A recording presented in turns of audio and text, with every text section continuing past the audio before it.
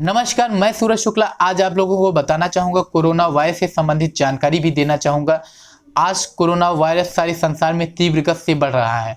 मैं आप लोगों को बताना चाहूँगा, इसका अभी तक कोई भी दवाई या मेडिसिन इसकी अभी तक बन नहीं पाई गई है। इसका कोई भी ट्रीटमेंट अभी सफल नहीं हो पाया है।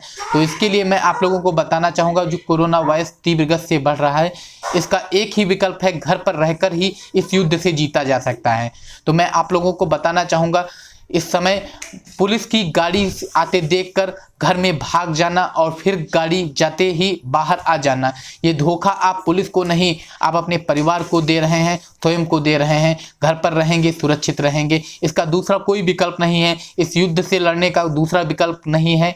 मैं आप लोगों को बताना चाहूँगा, यदि आप घर पर रहेंगे तभी आप सुरक्षित रहेंगे। मैं आप लोगों को बताना चाहूँगा, नरेंद्र मोदी जी के द्वारा 21 दिनों का लॉकडाउन जारी किया गया है।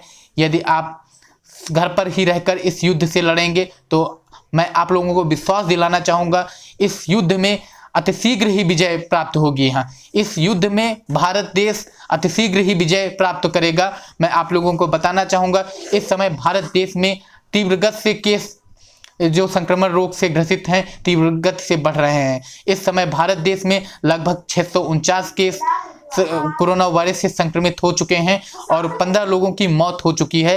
संक्रमण के बाद 43 लोग ठीक हो चुके हैं।